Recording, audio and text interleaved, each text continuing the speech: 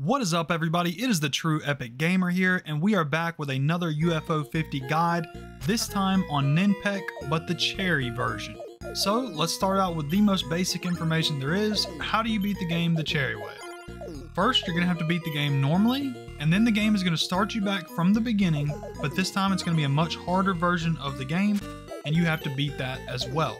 Now keep in mind, if you die, you do have to restart and you have to beat the entire game the normal way again. This is a 2-loop game and you have to beat both loops in a row if you want to get the cherry. Before we dive into exactly how you're going to do that and some tips and tricks to help you do that, first I want to mention that you should probably watch my How to Beat Ninpek video first, because there's a lot of basics of the game Ninpek that I'm just going to skip right over in this video because I've already mentioned them in the How to Beat Ninpek video. Now, let's go over some things that I didn't know when I made that first video.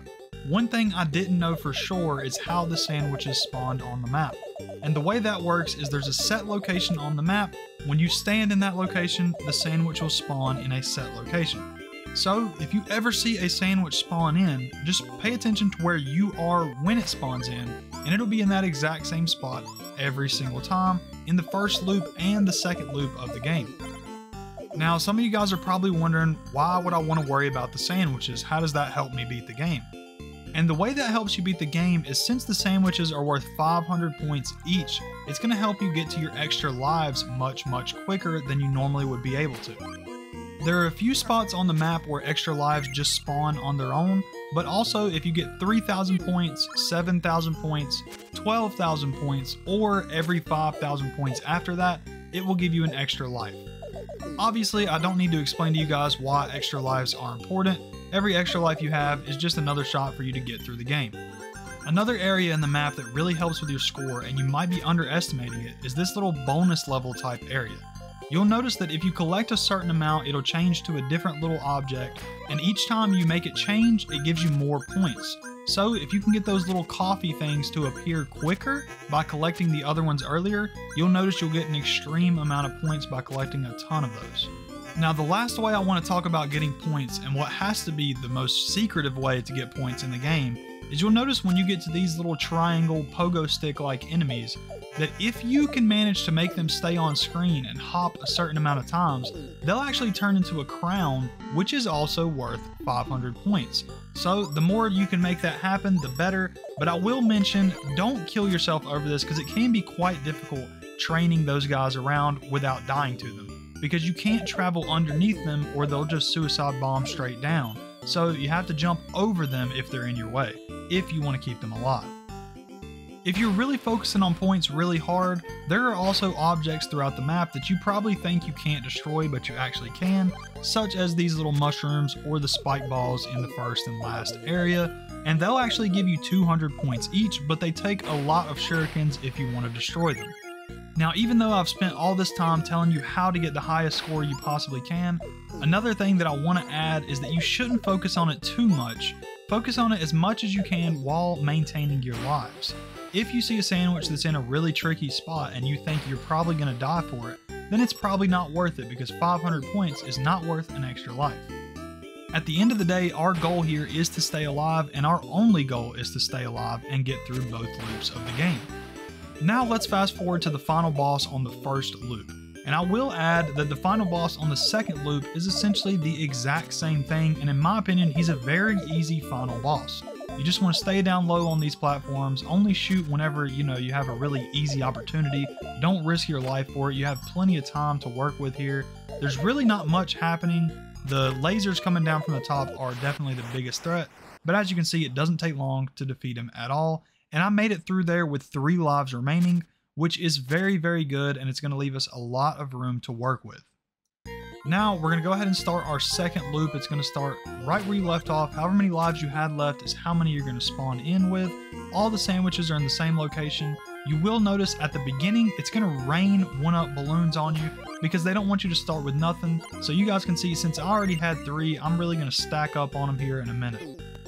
As you guys can see, the enemies, even the normal enemies, are a little bit more difficult in this loop. The little redhead guys, they just shoot 2 instead of 1. You'll notice, I believe the cows are a little bit faster, and you can already see this weird purple dinosaur. He's new to the second loop, He spawns in exactly where you are, gets to your level, and then just charges at you. He can be quite annoying and honestly is probably the biggest threat with the second loop. Still though, this first little area shouldn't be much of a threat to you, especially if you made it through with multiple lives remaining. The only real advice I have for this little first area here is just remember that all the sandwiches are in the exact same spot they were in the first time, so make sure you grab them when you can. You'll also notice where there's normally just the normal goldfish, now it's the acid ones, so you're going to want to watch out if you don't kill them on their way up because they will shoot those projectiles at you when they're on their way down. You'll notice that in a lot of areas they're just going to sling a million different enemies on your screen, and just remember you don't need that many points. You don't need to kill all these enemies. Avoid some when you can, and just remember your objective here is to stay alive, especially in the second loop. You really just want to make it to the end. You'll notice that these weird little spider pigs, now they shoot projectiles out of both sides instead of just whichever side you're on.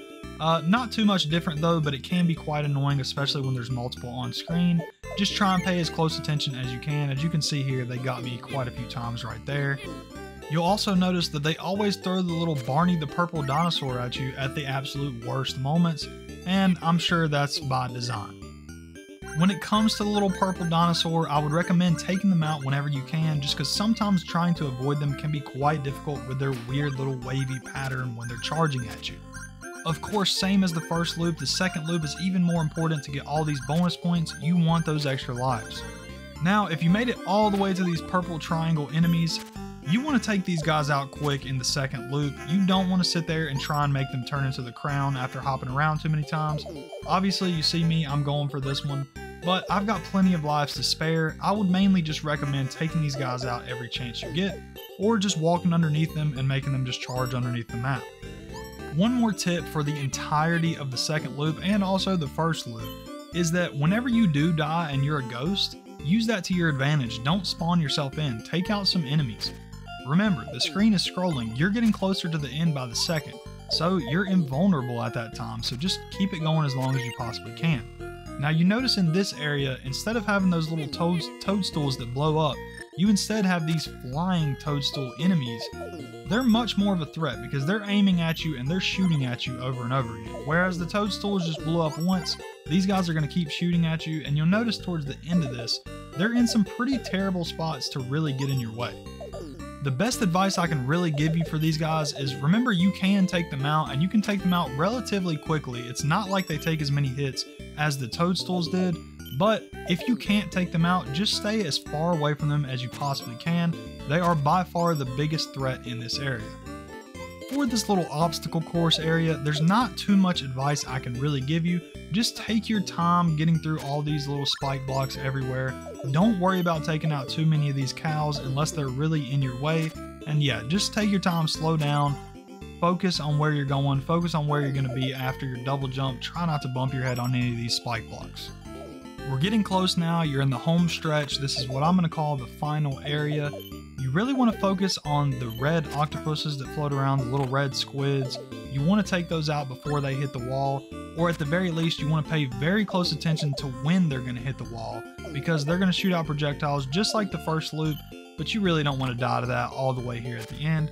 Don't worry too much about the little spiders. They're usually not in the way. And of course, the biggest threat in this area is these laser shooting cows. Remember, the lasers are fast, right? But just pretend that they shoot as soon as they spawn in. So when you see one spawning in, that's when you get out of the way. When you think about it like that, it really doesn't shoot at you that quickly. And remember, each cow only shoots one time, and then they're vulnerable. You can take them out. They're not going to shoot at you until they teleport and shoot again from another location. So I recommend getting out of the way and then shooting them after they've already shot their shot. Everybody knows you only get one shot, one opportunity. Now we really are in the final stretch. A few more laser cows in your way. In this area, I recommend just getting up high. Usually they don't teleport to these top platforms, and you can pretty much just chill. When you do see one teleport, take them out extremely quick or just get out of the way. This area is not too difficult at all. Once you made it back to these normal cows, there's nothing else in your path. You're about to be at the final boss. There's one sandwich location here. Of course, grab it. Maybe you're really close to an extra life. And obviously I was here. Really great for the final boss because you don't want to go down here, guys. Now you're at the final boss, and I've looked over this multiple times, and I really don't think there's any difference in the final boss at all. If there is, it might just be that the little orbs up top come down from slightly different locations, or that he has slightly more health than he does around the first loop. But by this point, you guys should know how to take this guy out. You've probably taken him out multiple times in the first loop, and he really shouldn't be much of a problem. I will say one tip I seen somebody give in my comment section before is that if you do die in this stage, when you're a ghost, just fly up to his eyeball and shoot him. If you guys make it here, you should win. You should be able to get that Forsaken Cherry. And that's all there is to it, guys. You have beaten Ninpek the Cherry way. You've destroyed this game from top to bottom. The only thing left to do now is go for high scores. Let me know in the comments if you beat my 42,300 high score. That's all the advice I got for you guys today. Hopefully this did help you guys reach the end. If not, just keep working. You can definitely learn this game. The main thing with this game is just repetitiveness. You need to keep going until you know all the enemy locations, but you guys will definitely get it in the end. Make sure to subscribe if you want to see my future videos. Hope you guys have a wonderful rest of your day, and as always, peace.